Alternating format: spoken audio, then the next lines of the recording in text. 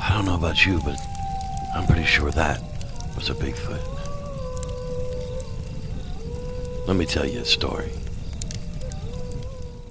These stories are based upon true events. Welcome back for another Bigfoot campfire story. Jack and George were Bigfoot investigators in Washington State near the Canadian border. They received an encounter report from a farmer just a couple of hours away from their hometown, so they loaded up their equipment and headed out to meet the farmer. This is their story. Well, George and I had taken a call on our Bigfoot hotline. That's what we call the internet phone at George's mama's house. She never uses it anyhow. From a farmer named Willie B. Now, he is fishing in Silver Lake near his hometown, and he had watched a Bigfoot cross in front of his car as he was leaving the Silver Lake Park just before dusk. Willie invited us up to the area and agreed to meet us at the location. So I collected George, and away we went for another adventure. George and I were regular travelers together. We'd chased all sorts of stories from phantom cars, UFO sightings, but our specialty was Bigfoot. See, George has seen a Bigfoot when he was in Northern California as a kid. Well, they were camping with a group of people, and while hiking near the camp, he came across a hairy little boy that snickered at him and then ran off into the woods. He told his parents about it, but they, of course, assumed he was just playing a game, but to George, it was very, very real. So all of his life, he studied the myths and the legends, read every book he could find, and I would call him as close to an expert as anyone can be on such things. So glad to be his partner. Well, I had met George by chance one night at the local pizza joint. He looked and joked about my Bigfoot hat that I was wearing at the time. I took the subject serious enough that he befriended me, and we've been working together ever since. George was about 10 years older than I am, but he seemed more like brothers when we were together, and that was the fun to be around. Well, we arrived at the park about 3 p.m. that afternoon. Willie was already sitting there as we pulled up to the spot. He had met along the park road that led to the public launch as Willie was leaving the park with his boat when he saw the Bigfoot cross just in front of his car. Willie even brought the same truck with the boat attached so we could recreate the event as near as could be. Well, I took a radio and moved down the road at the wood line about where he saw it come out into view. Now, I'm nearly 6.5 feet tall and I'm big around, so I made the best Bigfoot stand-in. When I got to the roadside, there was a low-hanging branch that was above my head that Willie swore the Bigfoot's head was even with as it walked by it, maybe even touching it. When I got to the edge where it crossed, Willie said it only took 4 steps from dirt to dirt to cross the entire road.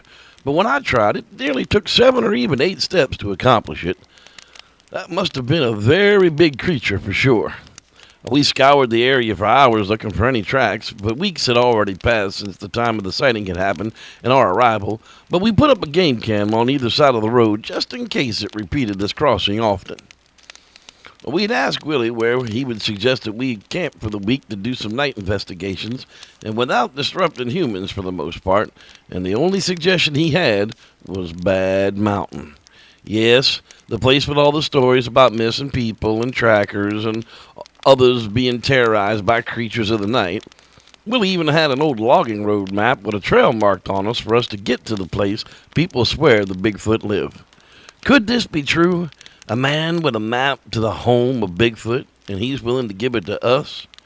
Well, Willie handed it over with only one last thing to say.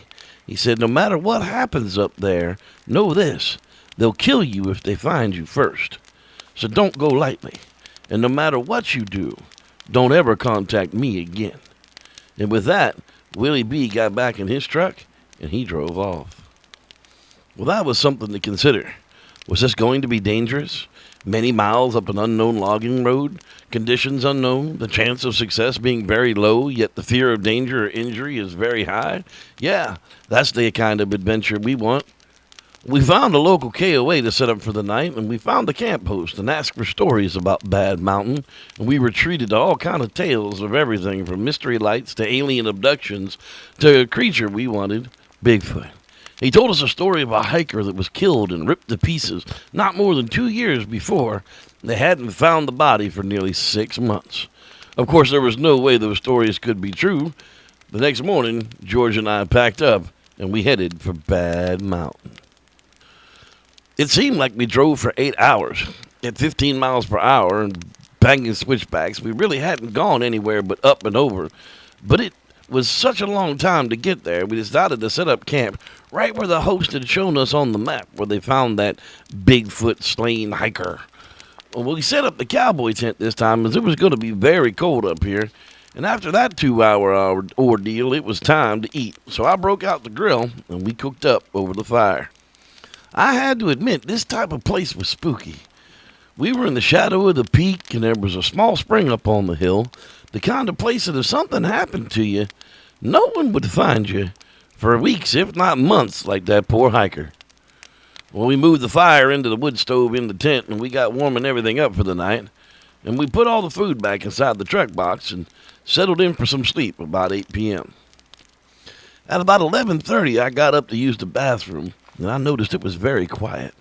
Nothing moving around. I got the feeling like I was being watched, and then I heard the first noise. It sounded like a whistle off in the distance, and then another one right behind the tent. Well, I yelled out to George to grab the night vision and get out here. Well, I should have told him to grab some pants first, but not being one to miss any footage, he ran out in his tighty-whities, camera in one hand and a large spotlight in the other. Well, I ran back to his side and grabbed the big light, and I started shining the light around the area, and it was very scary. Everywhere we looked, there were red, glowing eyes staring back at us. The reality hit us. We were outnumbered, and this wasn't going to be funny at all. Well, we watched as the eyes would move from location to location. We would shine the light where they had been before, only to find that they had moved to another tree a bit closer to us. Finally, something threw a big branch into camp at us. Well, as we swung around to see what it hit, something rushed us from the back and pushed George to the ground. The camera, still in his hand, hit hard and began to record nothing but fuzz at that point, so he turned it off and he laid it on the ground. Again, something was thrown at us from behind in the darkness, and just as I turned with the light, I saw a giant hairy beast running full speed my way. Well, I braced for an impact, but the thing clipped my legs out from under me as it passed, and it knocked me onto my back, rolling the spotlight out of my hand and into the distance. Now all we could see was the shadow of several of these creatures watching us from a distance, as we could hear the big thing advancing from the dark behind us. Well, I turned to look at George just in time to see him knocked off of his feet and dragged off into the dark. A moment later, I was unconscious from a blow to the head. The next morning, I awoke groggy with a screaming headache. My right arm was most definitely broken below the elbow. I called out for George for hours, hoping I would hear him or find him. I searched as far as I dared, but I found where these oversized footprints were everywhere and the drag marks where they took George off. Finally, I gave up, got in the truck, thankfully an automatic, and I drove back to town. I went directly back to the KOA, called the police from there. I went back to the host campsite, only to find that he had packed up and left. He had told us he had been there for nearly 3 years, but now he was gone. Finally, after 2 hours of the police not showing up, I drove myself to the hospital and had my arm set. Afterwards, I drove to the police station to file a missing persons report for George. When I told the desk sergeant my story, he literally threw me out of the police station, yelling at me for wasting his time with these Bigfoot stories, that there's no such thing as Bigfoot. I didn't know what to do next, so I drove myself back home. I told the police there the story. They pretended to listen and pretended to take a report right up until the very end when they laughed at me and sent me out of the station once more. I took a few friends up the following weekend, and we managed to find the exact location, but everything I had left behind was gone. The area had been sanitized, it seemed. You could see where some kind of a crew had been there and used machines to cover up the large tracks and cover up the event. Poor George, not having any family, only I would know what became of him. I attempted to file a missing persons report every week for a year. I even showed them that his house was abandoned and he was no longer around. Finally, they looked into it a year later, but as you would expect, nothing was left to be found. That was the end of my investigation world. I don't expect I'll ever return. This duo bit off more than they could chew when it came to a group of angry Bigfoot. It goes to show, not every story has a happy ending.